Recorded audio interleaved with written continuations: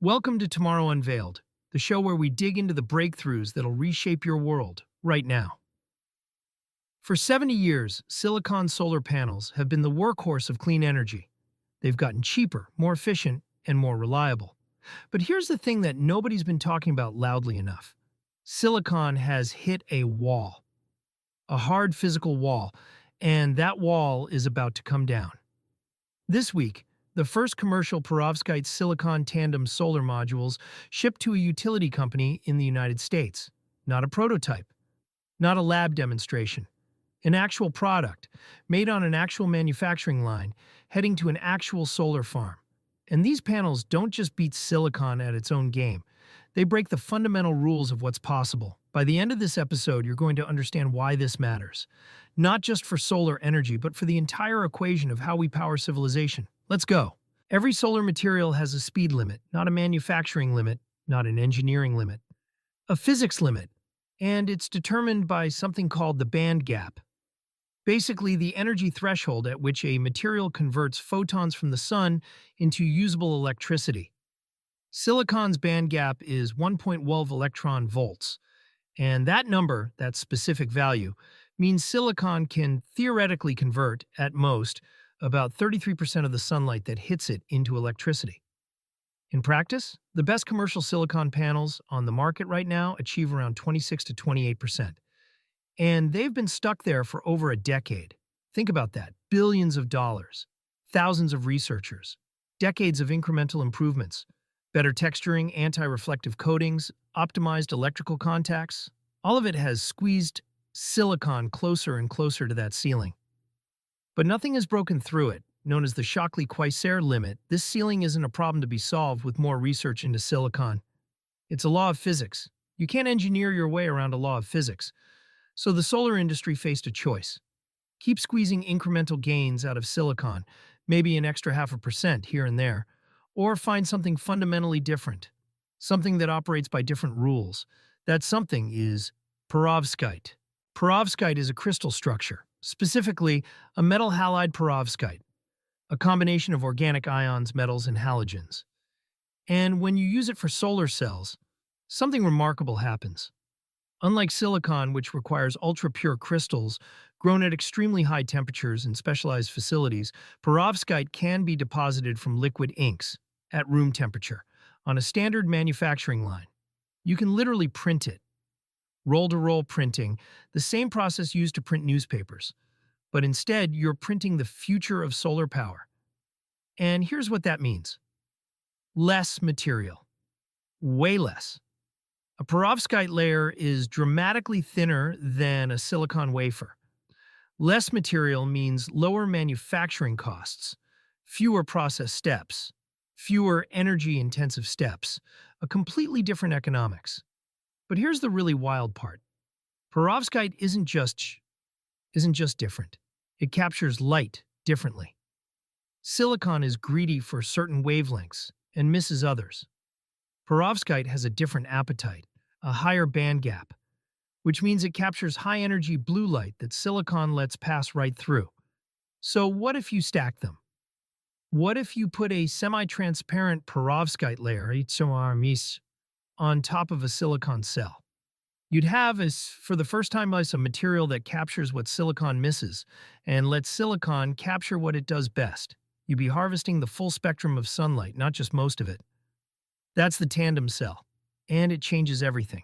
Picture a beam of sunlight hitting your roof.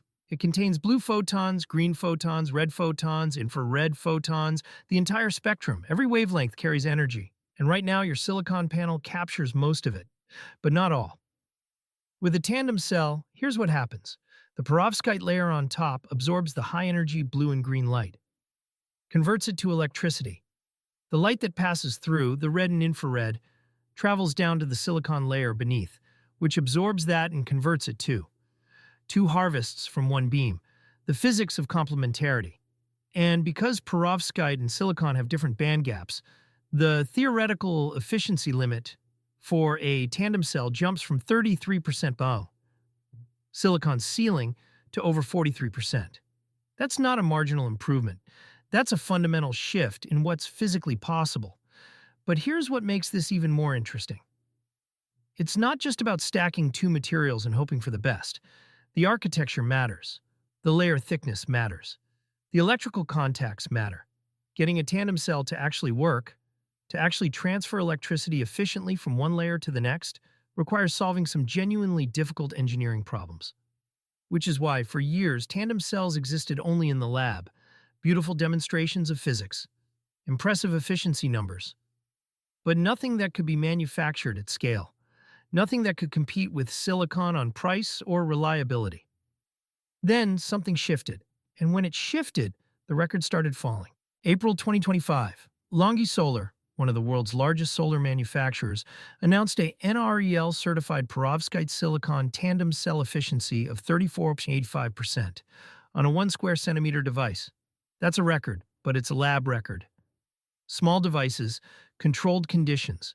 Everyone in the industry knew that scaling up from a 1 centimeter cell to a commercially viable size was where things got hard. Then, June 2025 happened.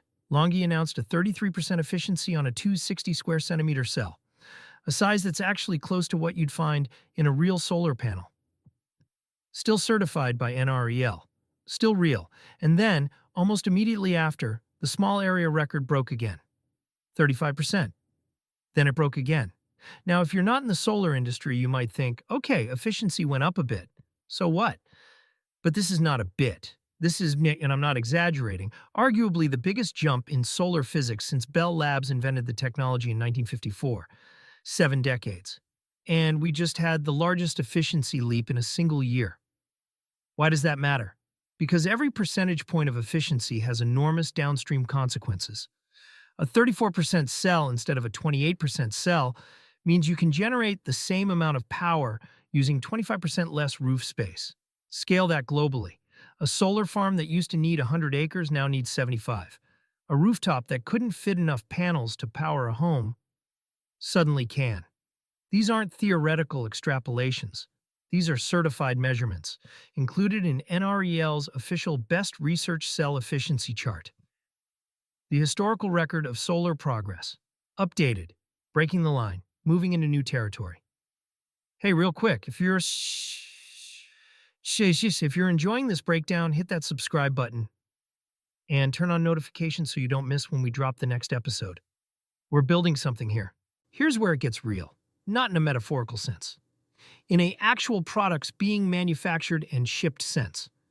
Oxford PV, a Cambridge-based company that's been working on Perovskite-silicon tandems for years, completed the world's first commercial sale of tandem solar modules.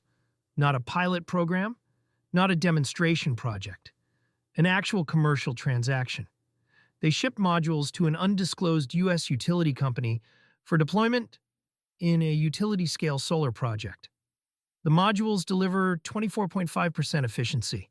That's up to 20% more energy than a standard silicon panel. The CEO, David Ward, called it a breakthrough for the energy industry. And he's not wrong, but that's not the only one moving. Hanwha Q Cells, another massive manufacturer, achieved 28.6% efficiency on commercial-sized cells using mass production processes. Not lab processes, mass production. The same processes that would scale to thousands of panels, tens of thousands, hundreds of thousands.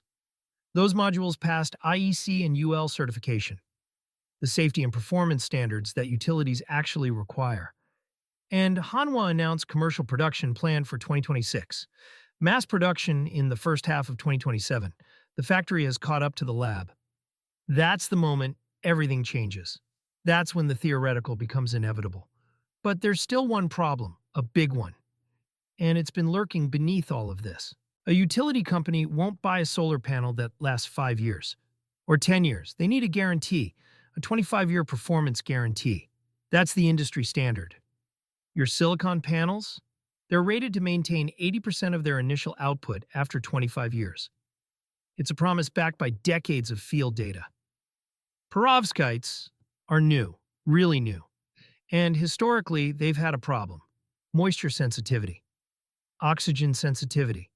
They degrade, sometimes quickly. That's the elephant in the room.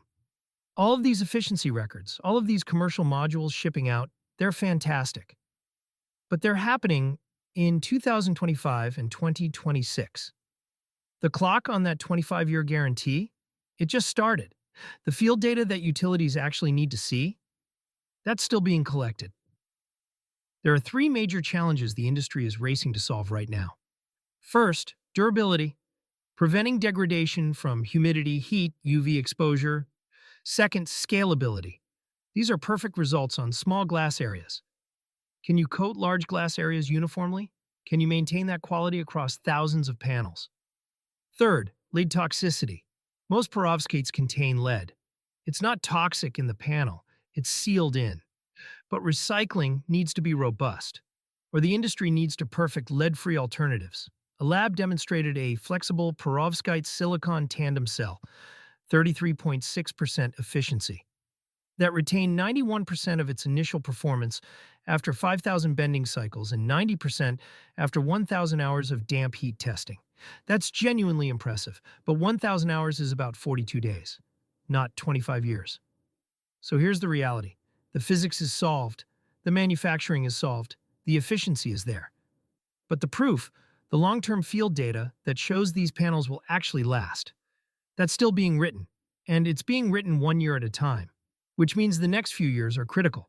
Because if perovskite-silicon tandems prove durable, if they hold up in real-world conditions, if that 25-year guarantee becomes possible, then we're not talking about an incremental improvement to solar.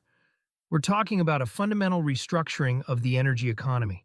Let's zoom out for a second, because the real story here isn't about efficiency numbers. It's about what those numbers unlock. Right now, global solar capacity is about 1.4 terawatts. That's enormous, but it's also inefficient because we're using 26 to 28% efficient panels on every rooftop, every solar farm, every utility installation. We're capturing 3/4 of the available sunlight and turning it into heat. Now imagine that same 1.4 terawatts of installed panels, but with 34% efficiency instead of 28%. You don't need to build new panels. You don't need new infrastructure. You just swap out the panels. Same racks, same wiring, same rooftops, but you're generating 20 to 25% more electricity from the same space. Scale that globally. Every solar farm becomes 25% more productive without adding a single acre of land. Every rooftop becomes more capable of powering the home beneath it. Every space-constrained urban building, the ones that couldn't fit enough panels to go off-grid, suddenly can. That's not a marginal change. That's a restructuring of the economics of solar. Levelized cost of electricity, the metric that determines whether a solar project is viable, drops significantly. Projects that were uneconomical become profitable. Rooftops that were borderline become attractive. And the entire adoption curve accelerates. The theoretical limit of 43% isn't just a physics number. It's a map.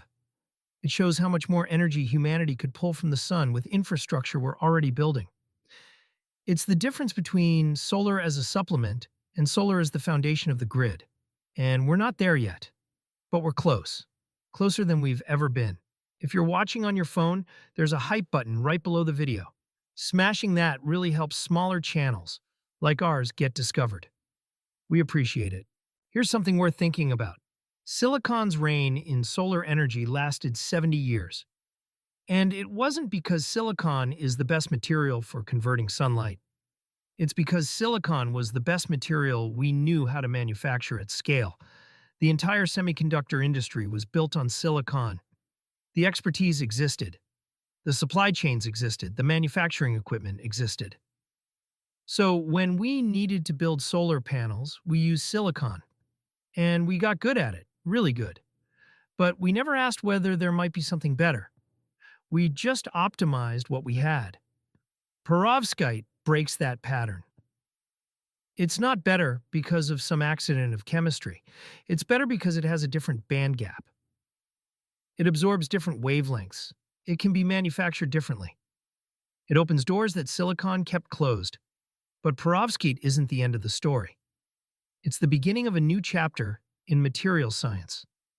Because once you prove that you can break the ceiling of one material by stacking it with another, you start asking what else is possible.